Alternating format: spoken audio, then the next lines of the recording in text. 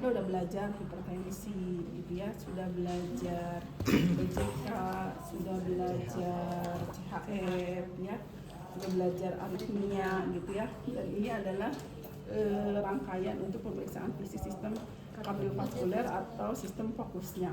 Walaupun nanti di lapangan itu tidak plek orang itu hanya kena sistem kardiovaskuler saja, misalkan PJK, tapi dia ada diabetesnya, gitu ya, komplikasi dan lain-lainnya, sehingga akhirnya kita melakukan pengkajian lebih sistemik.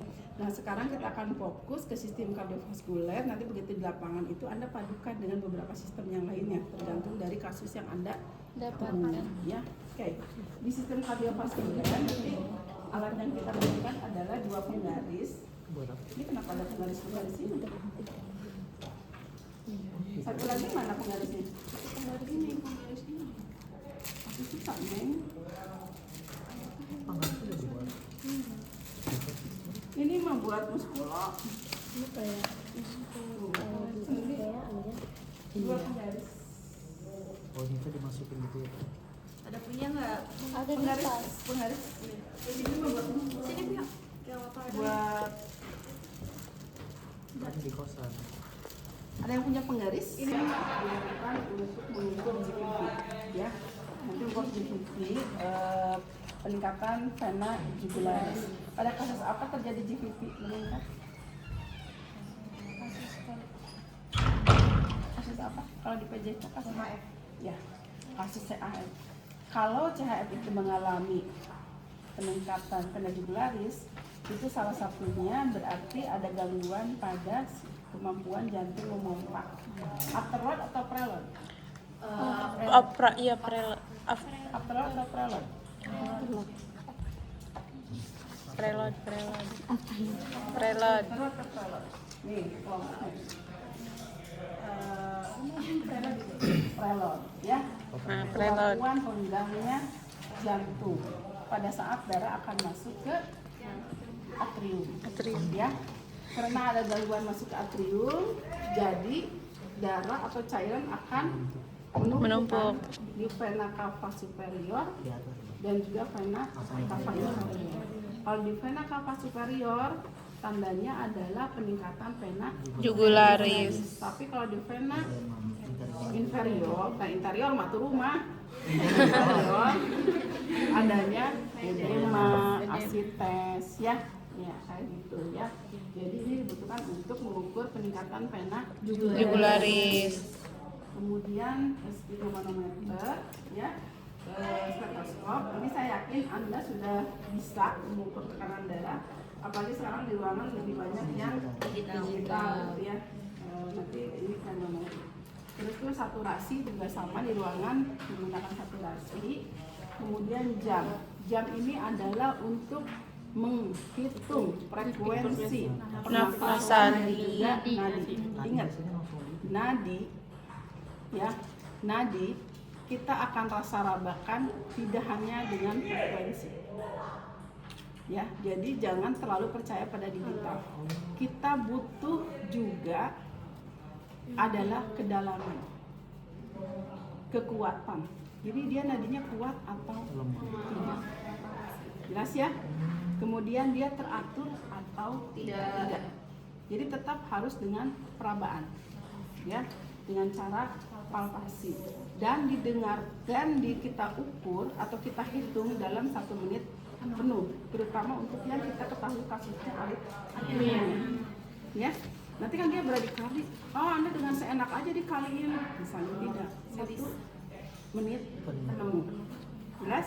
Oke. Kemudian untuk perabaan nadi, saya yakin Anda sudah belajar ya di kesempatan dasar, jadi akan saya skip. Saturasi juga sama, pernafasan juga sama, tensi juga sama. Nanti kita akan fokus ke pemeriksaan yang lain. Nah, pemeriksaan ini nanti kita akan mulai dari mengukur tekanan darah, ya. Jadi jangan sampai ada pemeriksaan tuh langsung head to toe. Yang utamanya kelewat. Jadi 1, TTV, nadi, respirasi, suhu. Ya, keadaan umumnya juga Anda harus lihat. Kalau itu udah semua, Anda kalau ke pasien langsung itu sambil Anda wawancara keluhannya apa, gitu ya. Kalau memang dia nyeri kepala, misalnya pada hipertensi atau nyeri di pundak, di leher, biasakan Anda gali menjadi PQRST. Kalau dia ada nyeri, berarti nanti Anda wajib membawa NRS atau skala nyeri dan dijelaskan ke pasiennya, ya. Dan juga Anda lihat ekspresi atau respon pasien. Jangan pasiennya bilang berapa nyerinya? 8 kayak gitu. Iya. Iya. Dia masih bisa ngerespon. Makanya Anda klarifikasi lagi. Kalau ini segini. Ya. Oke. Kemudian Anda setelah cek di TV, Anda mulai pemeriksaan ke tubuh, ya. Dilihat dari wajah, gitu ya.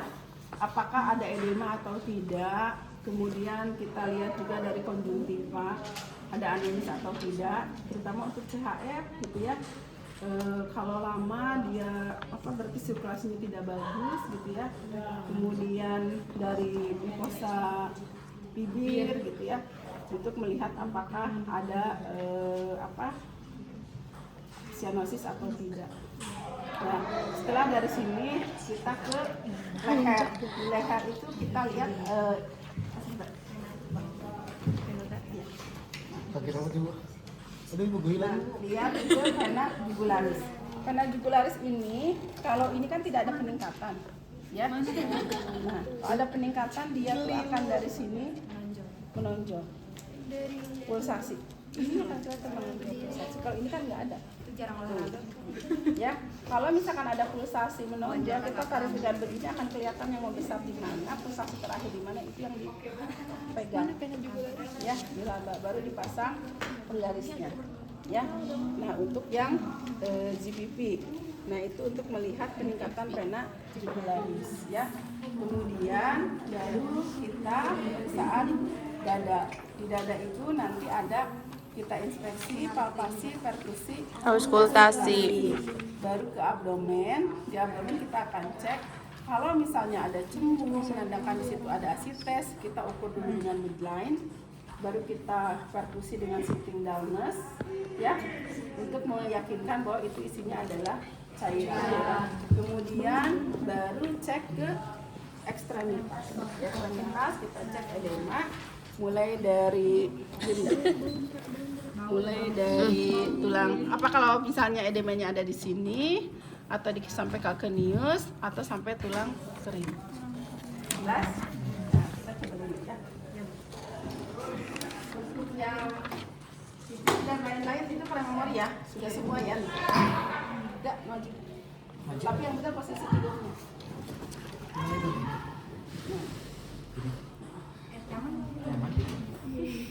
Kita akan mulai dari pemeriksaan hetutunya dulu ya. Dianggap sudah selesai prememori untuk tekanan darah, nadi, respirasi, dan suhu. Ya, pertama kita akan cek.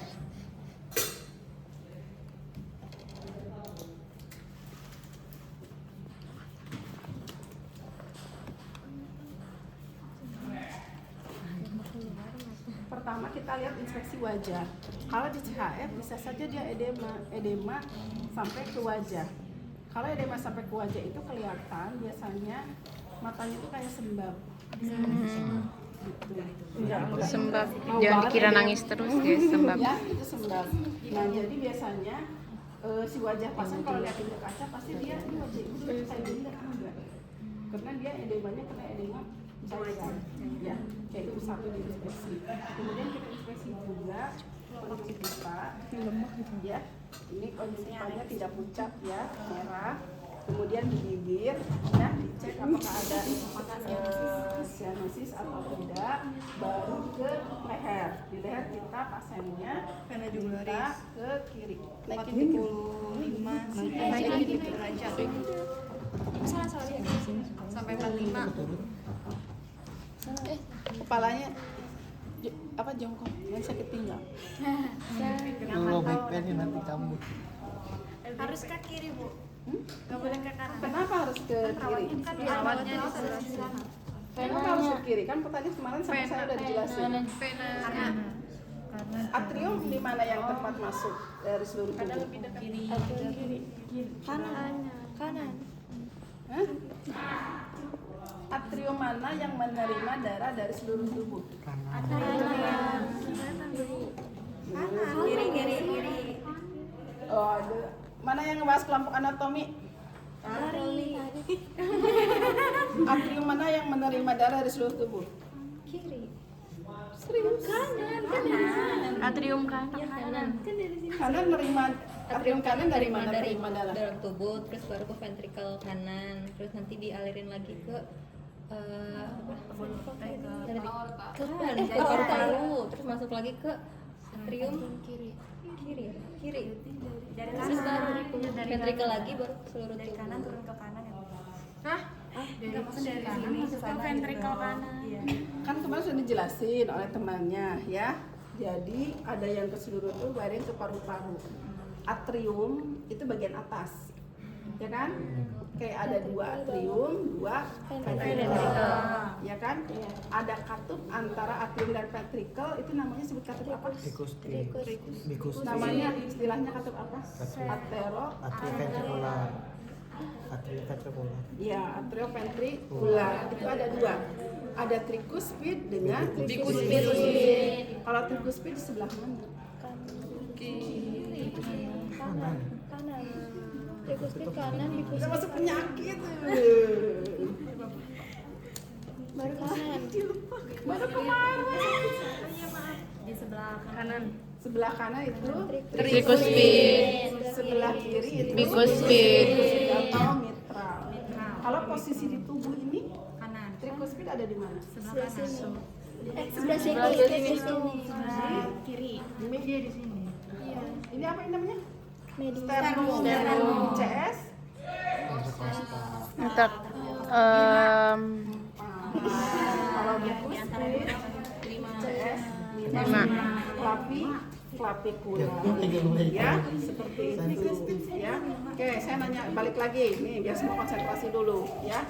Jadi si atrium kanan dia akan menerima darah dari Seluruh vena cava superior dan vena cava inferior. Jadi pasiennya harus ngadep kemana? Kiri. Makanya perawatnya harus meminta pasien untuk ke sebelah kiri. Meningkatkan GVP. Jelas. Nah, gitu ya. Nah, kalau misalnya dia ada peningkatan, biasanya kita dengan beginikan aja pasien melihat begini itu udah kelihatan adanya pulsasi. Naik ke sini. Kan ini nggak ada ya. Rata kan? Ya kan? Tapi kalau ada pulsasi sampai di sini, ininya besar. Dari tulang. Ini pen. Kayak bengkak. Iya, biasa suka ada yang kayak Segini ular gitu gitu kan nggak keluar. Segini nggak sih gede? Ya tergantung dari pembesarannya, nggak gitu juga. Saya pernah lihat yang segini ibu soalnya. Iya, dia akan menonjol di sini, dia akan terjadi pulsasi. Nah, jadi si denyutan terakhir pulsasi itulah yang sebagai titik vena jugularis. Nanti ngukurnya kayak gimana, Bu? Di sini ada mandribium, ya kan? Di sini ada mandribium kan? Ini ada apa namanya? Scapula. Clavicula. Clavicula, ya ini scapula. Ini adalah ankle vertebrae. Jadi yang satu begini. Mendelepin. Itu di bagian clavicula ya. Di ankle CPA ankle, posterior ankle. Yang satu disimpan di sini yang paling tinggi pulsasinya. Misalnya pulsasinya paling tinggi di sini. Nah, kalau misalkan tinggi dia akan ke sini, berarti lebih dari 4,5 sampai ke 5, yang dari sini ke sini yang dilihat.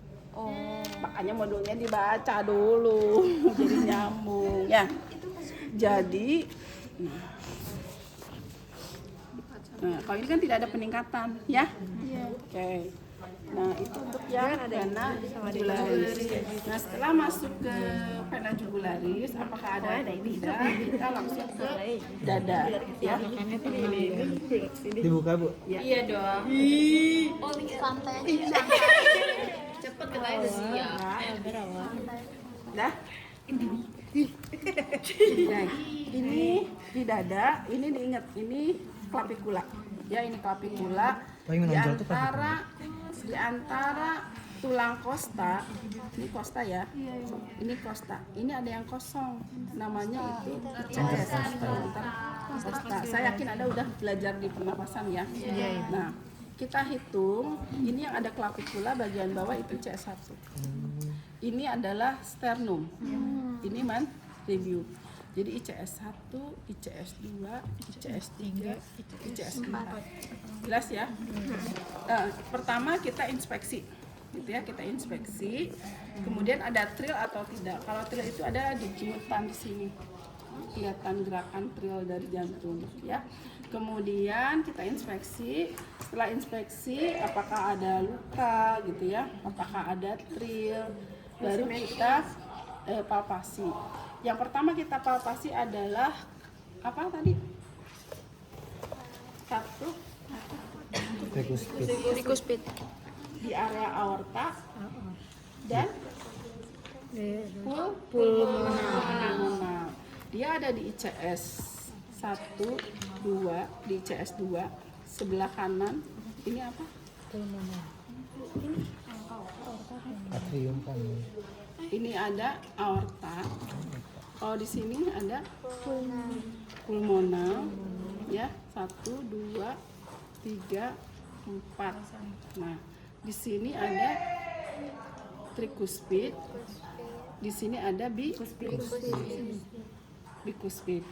ya. Oke. Kemudian kita lakukan perkusi. Di perkusi untuk apa? Biar tahu dia posisi letak itu jantung ada di mana. Normalnya dia ada di ICS 2 sampai ICS 4. 6. ICS 5. 5. Ini di sini 6. Iya, 3 sampai 5. Ya. Nah, kalau dia ada pembesaran pada CAR, maka si jantung itu akan membesar. Dia akan lewat dari ICS 5. Jelas ya. Nah, kalau ada jantung berarti di dada itu suaranya akan redup. Karena itu ada benda masak ibaratnya ya. Jadi begitu kita perkusi, nih. Ini clavicula di ICS ya. Kita perkusi. Ini sonar ya? Kedengeran nggak? Iya, kedengeran. Di sini? Sonar? Indra kerasa nggak beda di sini dengan di sini? Beda. Beda. Apa enggak? Kalau yang bawah tuh lebih kayak gimana ya? Redup kan? Itu namanya dullness. Lagi mendekati. Coba Jangan berisik. kedengerannya yang lagi main tenis. Mau nyalahin orang lain.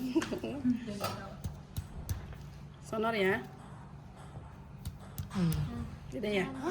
Enggak, Bu. Lebih berat kan? Dengerin dulu. Sama. Ini 4 ya? Beda dengan yang ini. Iya. Ya kan? Ya. Karena berarti ini normal dia posisi ada di ICS 2 sampai ICS 5. Ya. Kalau dia ada pembesaran jantung, dia dari sini dari ICS 6 juga masih redup. ICS 7 masih redup. Jelas? Oke, itu untuk yang perkusi. Jangan di-zoom dulu. Kita dengarkan Dengan tangannya putih. bunyi jantung. Ya. Kita dengarkan di ICS 2 yang mendekati sternum kanan. Di sini ada apa? Ada apa? Aorta. Kita dengerin bunyi lup dup lup dup secara teratur. Di ICS 2 kiri di sini ada apa?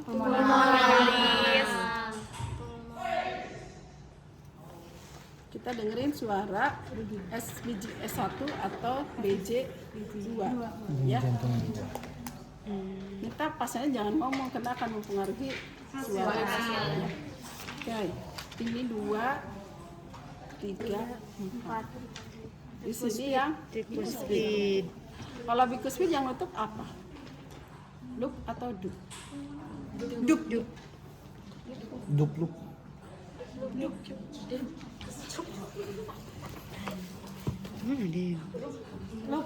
Nah, ini mid clavicula di ICS 5. Ini yang mitral.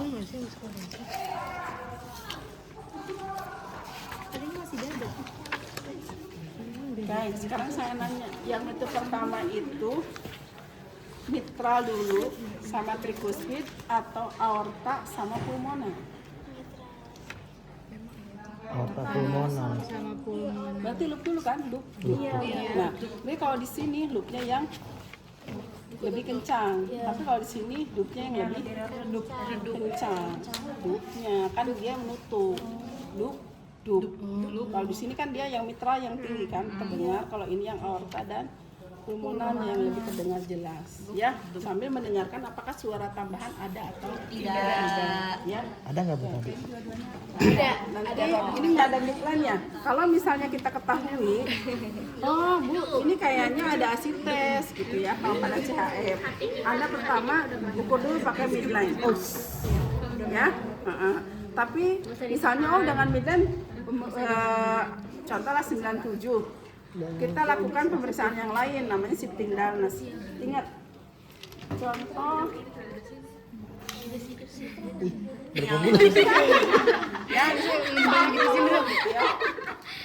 Terus, ini misalnya air. Jangan ditahan. Sisi. Contohnya ini perut. Kalau posisinya begini, yang kosong di mana? Atas.